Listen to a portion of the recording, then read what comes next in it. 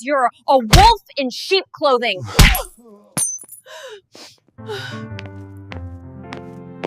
Ashley Williams, you are the love of my life. Will you marry me? Yes. The whole restaurant clapped and cheered. And that's when the doors opened. A woman walked in. She wasn't crying. She wasn't shouting. She was calm. Too calm. She walked slowly toward their table, heels clicking against the marble floor. The room went silent again. She stopped in front of Kelvin. Then she smiled. Congratulations to my husband. The ring suddenly felt heavy on Ashley's finger. Kelvin's face was drained of color. Mr. Kelvin was a businessman with quiet power. He was not the kind of billionaire who appeared on magazine covers or attended public events. He preferred to stay behind the scenes. But in the business world, his name carried weight. He owned shares in construction companies, real estate, and import businesses.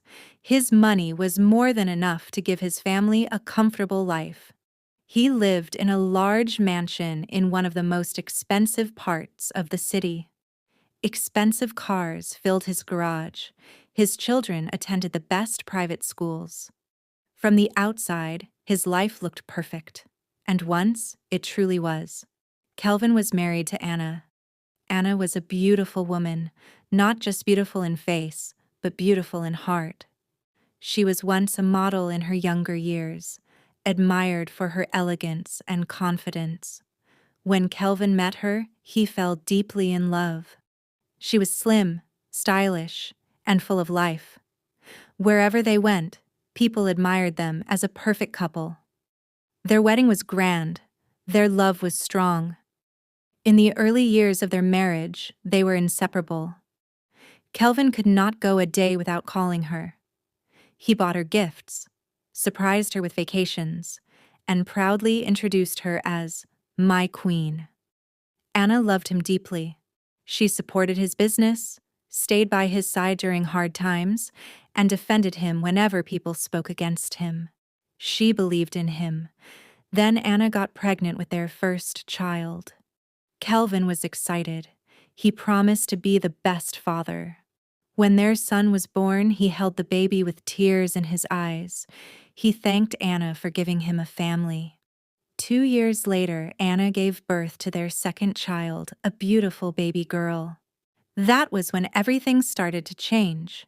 Years passed, and the children were no longer babies. Alvin was already in primary school, and Betty had grown into a lively little girl who talked endlessly. Childbirth changed Anna's body. Like many mothers, she gained weight. Her once slim waist became softer. Her face became rounder. She was often tired from taking care of 2 young children. Sleepless nights replaced glamorous outings. She was still beautiful, but Kelvin no longer saw it that way. At first, the change was small. He stopped complimenting her. He stopped holding her hand in public. He became distant. He stayed longer at work. He stopped coming home early. Anna noticed. "Is something wrong?" she would ask gently. "Nothing," Kelvin would reply shortly, scrolling through his phone. He began comparing her to other women, many young women, slim women, women without stretch marks or tired eyes. In his mind, Anna was no longer the woman he married. He forgot something important. Anna did not change because she was careless. She changed because she gave him children. Instead of appreciating her sacrifice, Kelvin began to feel embarrassed by her. He stopped taking her to public events. When they attended gatherings, he walked ahead of her instead of beside her. The love that once filled their homes slowly faded. Arguments began. Small ones at first, then bigger ones. "You've changed," Kelvin said one night. Anna looked at him, confused. "Changed how? You don't look like yourself anymore." The words hurt her deeply. She tried to exercise. She tried new diets. She bought new clothes. She forced herself to smile even when she was exhausted. But nothing was enough. Kelvin had already made up his mind. The woman he once called his queen had become, in his eyes, an old version. And instead of fighting for his marriage, he started looking elsewhere. Little did Anna know, her husband was not just becoming distant. He was preparing to walk away. Kelvin's heart slowly drifted away from his home. He stopped asking about the children's school. He stopped noticing when bills were due. He stopped eating dinner with his family. Most nights, Anna ate alone with the children, listening to the empty chair beside her. Kelvin always had an excuse. I have meetings. I'm tired. I'll be late. At first, Anna believed him. She wanted to believe her marriage was still safe, but it only got worse. Anna began to carry everything alone. When she finally gathered the courage to speak about it, Kelvin didn't react the way she expected. One evening, as they sat in the living room, Anna spoke softly. Kelvin, you've changed. You don't spend time with us anymore. The children miss you. Kelvin didn't look at her. He kept scrolling through his phone. Things are hard, he said flatly. Business is not going well. Anna frowned slightly. You never told me things were bad. Sometimes business is good, sometimes it's bad, he replied impatiently. You should learn to manage and appreciate the little you have. Anna sighed. I do appreciate the good times, she said gently. I wasn't complaining. I just wanted to understand what was happening. Kelvin finally looked at her, but there was no warmth in his eyes. Now you understand, he said. Maybe you should start working too. Anna blinked in surprise. Working? She asked. But you're the one who asked me to quit my job after our second child. That was then, Kelvin replied coldly. A responsible woman should be contributing. You can't just sit at home. The words felt like a slap. Anna stared at him. I stayed home to raise our children, she said quietly. You said you wanted me to focus on the family. Kelvin stood up abruptly. I'm tired of this conversation, he snapped. Do whatever you want. And with that, he walked out of the room. Anna remained seated, her heart heavy. The house suddenly felt too quiet. His words were harsh. Too harsh. She tried to comfort herself. Maybe he was stressed. Maybe business really was bad. Maybe he didn't mean it. But deep down, she knew this wasn't just stress. This was something else. Kelvin no longer looked at her like a wife. He looked at her like a burden. And the distance between them was growing wider each day. What Anna didn't know was that Kelvin wasn't worried about business at all. He was simply losing interest. While Kelvin kept telling Anna that business was not going well, he was somewhere else in the city, far from stress, far from responsibility, far from his family. Music filled the air inside one of the most expensive lounges in town. Colored lights flashed across the room. Laughter echoed. Glasses clinked. Kelvin sat comfortably on a chair, a glass of wine in his hand. He leaned back, watching women dance on the floor. It feels good to be out of that cage, he said with a slow smile. His friend burst into laughter. Your wife must be after your life by now. Kelvin shrugged carelessly. Anna is not the woman I married. Oh, his friend teased. She's changed, Kelvin continued, taking another sip of wine. She blames it on childbirth. But look around. He gestured toward the dance floor. There are women who have given birth and still look perfect. He mentioned the names of a few famous women who were still slim after having children. His friends laughed loudly. You're too young to be tied down to one tired woman, another friend said. Kelvin smiled, enjoying the attention. Instead of defending his wife, he joined in the jokes. He spoke about Anna like she was an old memory, like she was the problem, like she was the reason he felt trapped. Meanwhile, Anna was at home putting their children to sleep. Back at the lounge, the night grew louder.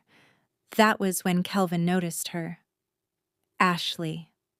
She wasn't the loudest woman in the room. She wasn't trying too hard to be noticed. But she carried herself with confidence, slim, stylish, carefree. She laughed freely, tossing her long hair back as she talked to a group of friends. Kelvin's eyes stayed on her longer than he intended. Ashley felt his gaze and turned. Their eyes met. She smiled. Not shy, not desperate, just confident. Kelvin stood up slowly. "I'll be back," he told his friends. He walked toward her. "Good evening," he said smoothly. Ashley looked him over before replying. "Do I know you?" "Not yet," Kelvin said with a charming grin. She laughed lightly. That laugh did something to him. They talked. First about small things. Music. Business. Life. Kelvin did not mention he was married. He did not mention that 2 children were sleeping at home. He spoke like a free man. Ashley was young and ambitious. She admired successful men. Kelvin talked about his businesses, his cars, his properties. He looked powerful, established, exactly the kind of man Ashley found attractive. By the end of the night, they exchanged numbers. And just like that, it started. At first, it was just messages, then late-night calls, then secret meetings. Kelvin felt alive again. Ashley made him feel young, desired, important. He bought her gifts, expensive ones. He took her to places he no longer took his wife. He told himself he deserved happiness. He told himself Anna wouldn't understand him anymore. But what Kelvin called happiness was nothing more than selfish desire. And the more time he spent with Ashley, the less he remembered the woman who once stood by him when he had nothing. What he didn't know was this: every choice has consequences. And the life he was building in secret would soon collide with the life he abandoned.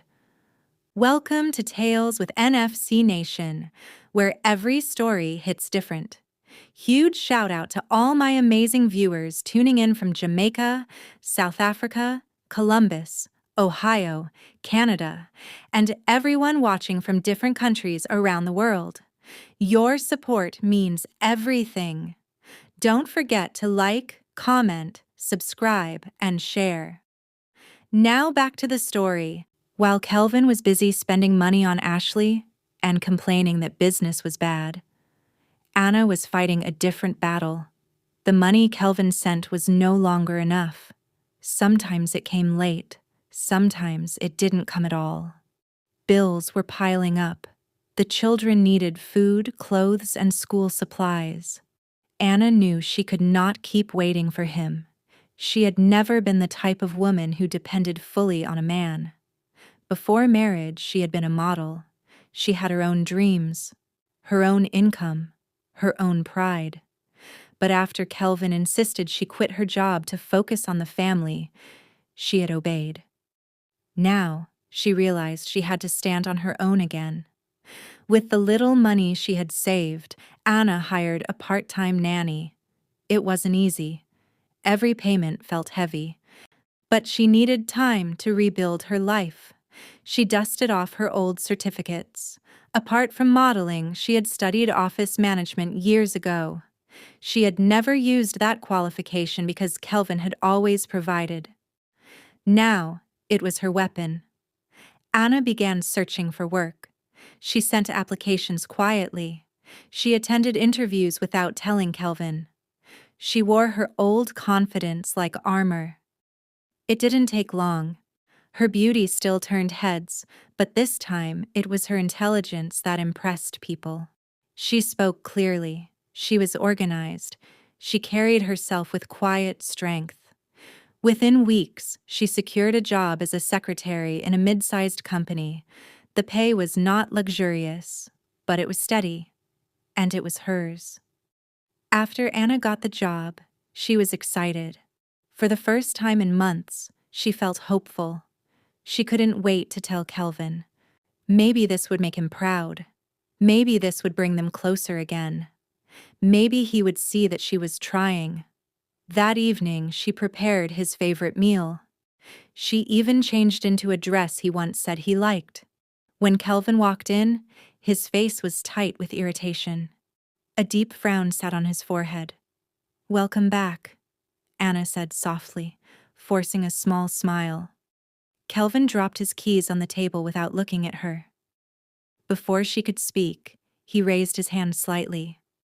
"I'm very tired, Anna. Today's work was very hectic. Whatever you want to say can wait. Please, I need to sleep." The excitement inside her slowly faded. "Oh, okay," she whispered. She watched him walk past her without another word. Anna stood there for a moment, then sighed quietly. She didn't tell him about the job. She didn't tell him about her plans. She simply cleared the table and went on with her evening. But the distance between them didn't stop there. It spread. It reached the children too. One hot Saturday afternoon, the house felt unusually silent. Saturdays used to be special. Kelvin would sit with the children in the living room, popcorn on the table, laughing as they watched movies together. But that hadn't happened in a long time. Betty and Alvin missed those days. Gathering courage, they walked into the living room. Kelvin was sitting on the couch, staring at his phone. A faint smile played on his lips as he typed quickly. He was chatting with Ashley. Betty stood in front of him and made her cutest pleading face. "Dad, can you watch a movie with us?" she asked sweetly. Alvin nodded eagerly. "Yes, Dad. You always watch movies with us on Saturdays. But you hardly do it these days." Kelvin sighed heavily, annoyed at the interruption. These bunch of distractions, he thought. He quickly sent one last message and locked his phone. "Daddy is busy with something important," he said flatly. "Go and ask your mom." The excitement on their faces slowly disappeared. Anna had been sitting quietly in a corner of the room. She had seen everything. She stood up calmly.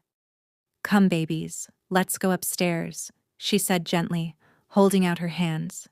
Betty and Alvin followed her without arguing. Kelvin said nothing.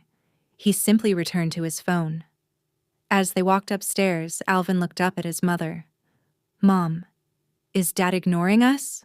he asked softly. Anna felt her heart ache. She forced a gentle smile. "No, darling," she replied. "Work is just stressing him out." Betty lowered her head. "But he used to laugh with us." Anna knelt down in front of them and hugged them tightly. "Sometimes grown-ups forget what matters," she said quietly. "But you two will always matter to me." The children held on to her. Downstairs, Kelvin laughed at something Ashley had sent him. Upstairs, his family held on to each other. And slowly, without even realizing it, Kelvin was losing the most important people in his life. Anna had started to suspect that something was wrong. Kelvin was distant, cold, always on his phone. But she had no proof. And without proof, she pushed the thought away. Maybe she was overthinking. Maybe work was truly stressful. One night, as they sat in bed, Anna decided to speak gently. "Honey," she said softly, "I've noticed you've been very busy with work these days." Kelvin didn't look at her. "Of course you can see it," he replied dryly. "And I hope this isn't about money again. You should manage the one I sent you last week." Anna turned to face him. "I'm not asking for money," she said calmly. "I just wanted to remind you, Valentine's month is coming soon. You haven't mentioned anything about it. You used to plan something every year." Kelvin let out a short, cold laugh. "What exactly do you expect?"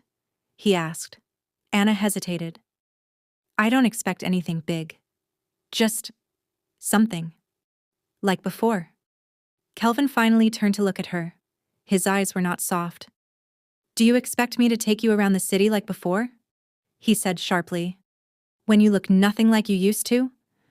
The words froze her. What do you mean? She whispered. Kelvin didn't stop.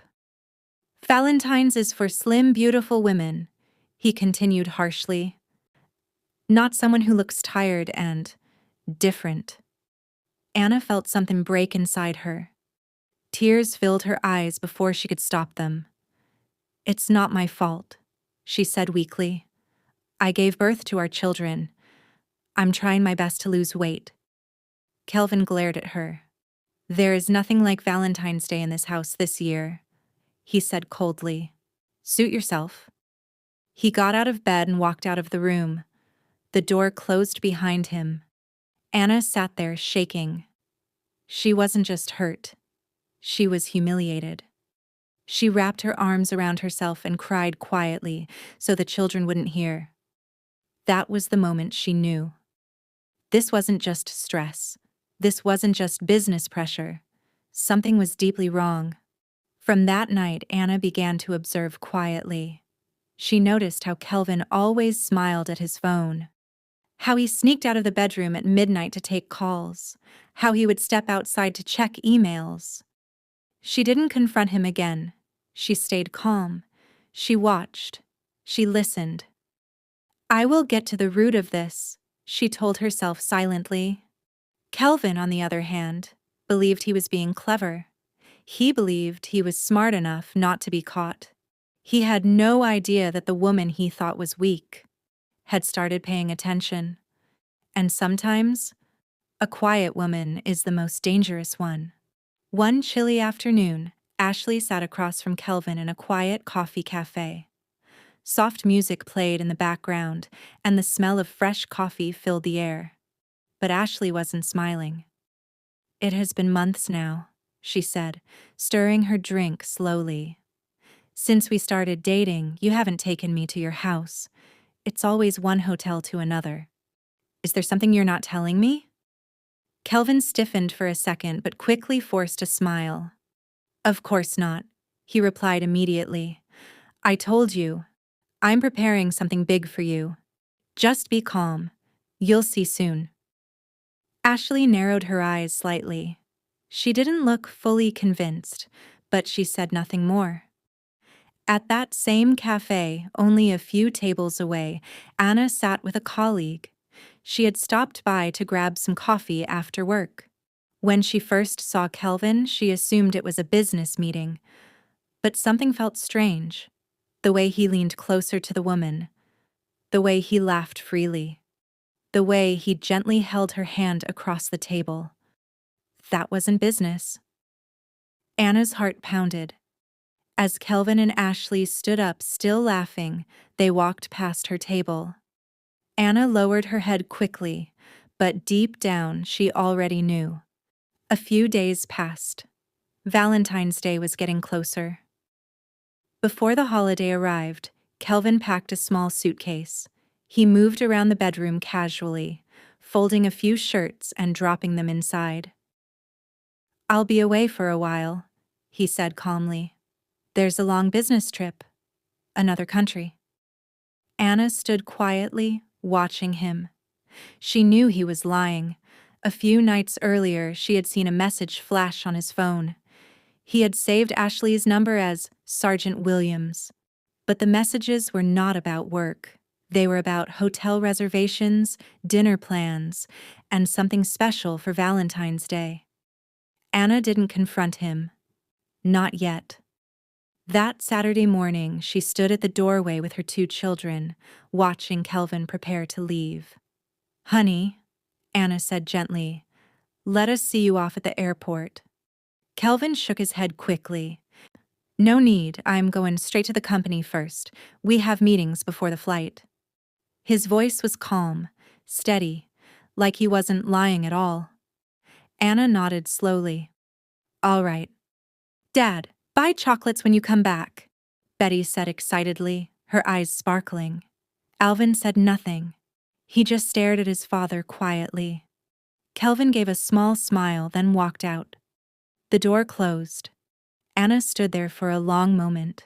Tears rolled down her cheeks. So, it has reached this extent, she thought. Kelvin didn't drive to the airport. He drove to a new apartment he had secretly rented in the quiet side of the city. As he unlocked the door, he felt light, free. No crying children, no questioning wife, no responsibilities. By evening, his friends arrived. They brought drinks, music, laughter. "Cheers to escaping the cage," one of them shouted, raising his glass. They all laughed. They toasted. They celebrated. Kelvin leaned back on the couch, smiling widely. He felt like he had won. But what he didn't know was this: every celebration has an ending. And his was coming sooner than he expected. The next day at work, during her break, she picked up her phone and dialed Kelvin's number. He answered after the second ring. "Hi, honey," she said gently, as if nothing was wrong. "Have you landed?" There was a short pause. Yes, I just arrived," Kelvin replied quickly. "We're heading to the hotel now." Anna leaned back in her chair. "Oh, really? Which hotel?" "Royal Crest Hotel," he said without thinking. Anna smiled faintly. He was good at telling lies. "I just wanted to know where my husband is staying," she said sweetly. "Take care." When the call ended, her expression changed. She remembered the message she had once seen pop up on his phone. "Reservation confirmed. Skyline Royal Hotel Rooftop, February 14th, 7 p.m. The lie was clear. But Anna needed one more confirmation. That evening, she called one of Kelvin's trusted business associates, a man who had attended their wedding years ago and still respected her. "Good evening," she said politely. "I just wanted to confirm something. Kelvin mentioned an overseas business trip. I hope everything is going well." There was silence on the other end. "Overseas trip?" the man replied. "There's no international project right now. We're all taking a short break before Valentine's." "Ah, maybe I got it mixed up," she replied calmly. Anna thanked him calmly and ended the call. There was no business trip, no flight, no meeting, only lies. She was no longer guessing. She was preparing. Valentine's Day would not just be a celebration of love, it would be the night the truth stepped into the light. Valentine's Day evening came quietly. Anna dressed simply but elegantly, not to compete, not to impress, but to stand tall. She looked at herself in the mirror. "This ends tonight," she whispered. Then she stepped out, not as a broken wife, but as a woman who was ready to face the truth. The city glowed in red and gold. Restaurants were filled with couples. Soft music floated gently through the air. It was a night of love, promises, and celebration. Kelvin was dressed in a sharp black suit. Ashley wore a stunning red dress that hugged her slim figure perfectly. She looked excited, confident, and proud to be on his arm. Kelvin had reserved one of the most luxurious hotels in the city. The rooftop restaurant overlooked the bright skyline. Roses decorated every table. Candles flickered softly in the cool evening breeze. Only a few couples were seated there. The bill was expensive, so the place felt private and exclusive. Ashley looked around in admiration. "This is the best Valentine ever," she gushed happily. Kelvin smiled. "You deserve the best." They sat down for dinner. The food was perfect. The music was soft. Laughter came easily between them. Kelvin kept checking the time, waiting for the right moment. After dessert, the lights slowly dimmed. A violinist stepped forward and began to play a romantic tune. The manager cleared his throat and announced, Ladies and gentlemen, we have a special moment tonight. All eyes turned searching. Ashley's heart began to race. Kelvin stood up. He took Ashley's hand and led her gently to the center of the rooftop. She was smiling nervously. Then, Kelvin went down on one knee. Gasps filled the air. "Ashley," he said, holding up a sparkling diamond ring, "you brought light back into my life. Will you marry me?" Ashley covered her mouth, tears of joy in her eyes. "Yes!" she cried. The small crowd clapped and cheered. Kelvin slipped the ring onto her finger. And just as he stood up, the rooftop doors opened. The sound echoed louder than the applause.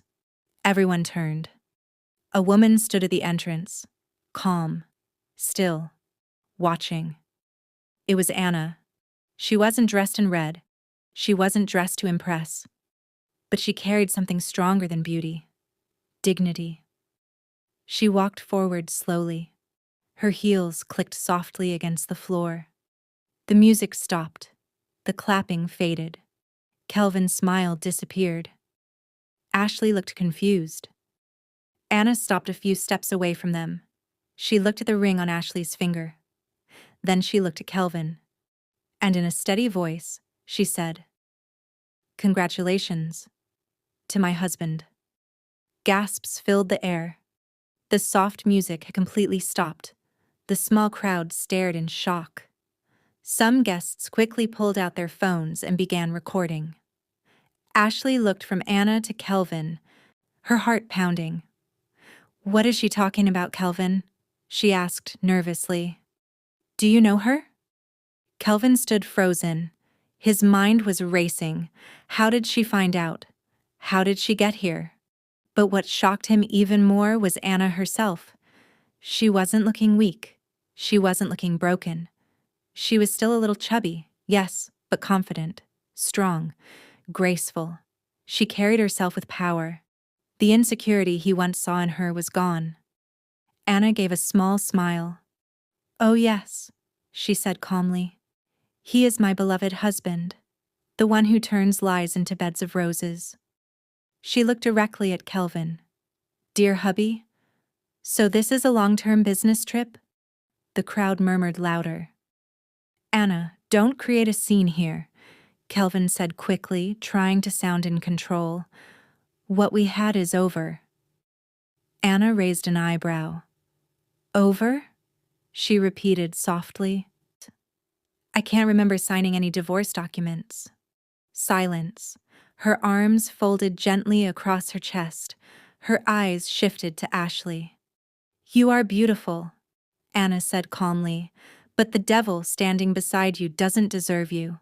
He is not with you for love. He is with you for your looks." Ashley's breathing became heavy. She stared at Kelvin. "Is this true?" she asked in a trembling voice. Kelvin opened his mouth, but no words came out. That was enough. Ashley stepped forward suddenly and slapped Kelvin hard across the face. The sound echoed through the rooftop. "You are a wolf in sheep's clothing," she said angrily. She pulled the ring off her finger and threw it at him. Tears streamed down her face as she rushed toward the exit. Kelvin stood there, stunned, humiliated, exposed. Phones were still recording. Whispers grew louder. Within minutes, someone had already posted the video online. By the time Anna turned to leave, notifications were exploding across social media. Man proposes to his side chick and gets caught red-handed by his wife. Kelvin's perfect Valentine's plan had turned into a public disaster, and the whole city was watching. After the humiliation at the hotel, Kelvin drove straight to the new apartment he had rented secretly. The same apartment where he had celebrated freedom with his friends. But that night, it didn't feel like freedom. It felt empty. He walked in slowly, loosened his tie, and dropped onto the couch, his shoulders heavy with shame. The house was quiet, too quiet. No familiar warmth, only the echo of Anna's calm voice. Congratulations to my husband. His phone kept buzzing, friends sending links, people tagging him, notifications flooding in.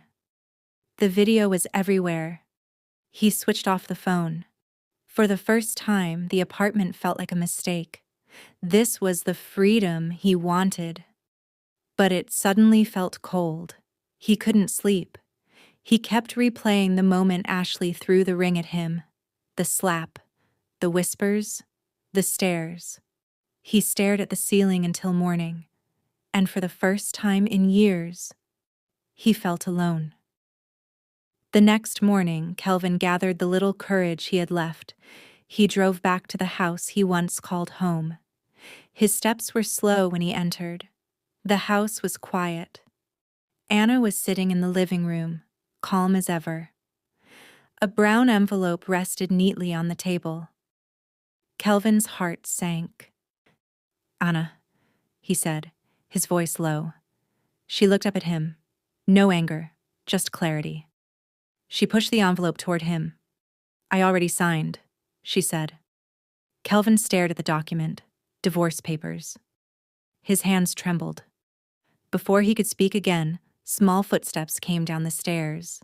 Betty stood there, hugging her teddy bear closer to her chest.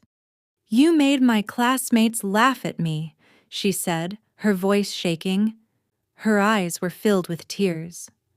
Alvin stood beside her, fists clenched. "I hate you, Dad." The words hit harder than Ashley's slap. Kelvin felt his chest tighten. His children had never looked at him like that before. "Betty." "Alvin," he whispered.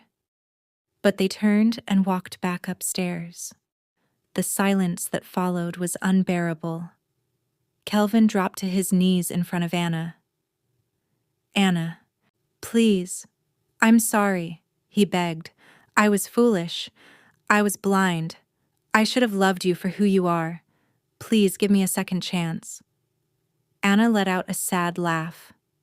"A second chance?" she repeated. "You humiliated me because I gained weight after giving birth to your children. You lied to me. Do you know how many times I tried calling you and your line was off? If I hadn't found out the truth earlier, I would have kept believing your lies." Her voice did not shake, but the pain inside it was clear. "The comparison you made destroyed my confidence," she continued. "I felt depressed. I felt worthless. I sacrificed everything just to please you. I quit my job because you asked me to. I stayed home with the children. I tried to look the way you wanted, but you never listened to me." Kelvin lowered his head. "You changed," Anna said softly. "The man I married disappeared, and I cannot keep living with someone who makes me feel small." She stood up. "I'm leaving with my children. Learn from your mistakes. Become a better man. Then maybe I will reconsider giving you another chance." And just like that, she walked out of the house with Betty and Alvin. Kelvin sat alone on the couch. The weight of his actions pressed down on him. His story was everywhere. Social media had turned his shame into entertainment. The video of the proposal and Anna's calm exposure spread across platforms. Comments flooded in. "Serves him right. What a disgrace. Poor wife." The businessman who once walked proudly now walked with his head down. When he stepped outside, people stared. At the grocery store, whispers followed him. At the gym, conversation stopped when he entered. Even in business meetings, people looked at him differently, not with respect, but with judgment. His friends, the same ones who toasted to him escaping the cage, stopped calling. No more parties, no more cheers. The woman who loved him with everything she had was gone, and his children no longer ran to hug him. Loneliness became his constant companion. But while Kelvin sat in regret, Anna was rebuilding. She moved into a modest but comfortable apartment with her children. She continued working as a secretary, but she didn't stop there. She took online courses at night. She improved her skills. She learned more about business management. Her boss noticed her dedication. Within a year, she was promoted. Her confidence returned slowly. She began taking care of herself, not for Kelvin, not for society, but for her own health. She exercised regularly. She ate better. She smiled more. But the biggest change was not in her body, it was in her mind. She no longer measured her worth by a man's opinion. She no longer felt ashamed of the stretch marks that told the story of motherhood. She walked with dignity. People began to admire her strength. Other women came to her for advice. "You handled it with class," one colleague told her. "You didn't scream. You didn't fight. You stood tall." Anna smiled gently. Pain had shaped her into something stronger. Betty and Alvin grew proud of their mother. They saw her resilience. They saw her courage. And slowly the laughter at school faded. Instead, people began to say, "That's the woman who exposed her cheating husband calmly." As for Kelvin, he learned the hard way that beauty fades, excitement fades, but character remains. He realized too late that a woman who stands beside you in your worst moments is rare. He understood that love is not about perfection. It is about respect. It is about loyalty. It is about appreciation. But regret always comes after damage is done. Moral lessons. Never trade loyalty for temporary excitement. Respect the sacrifices of the one who stands by you. Physical appearance changes, but true character does not. Humiliation may go viral, but dignity lasts forever. A strong woman does not need revenge, she simply rises. And in the end, Anna did not lose a husband. Kelvin lost a queen. Thanks for watching. We appreciate every single one of you. See you in the next tale.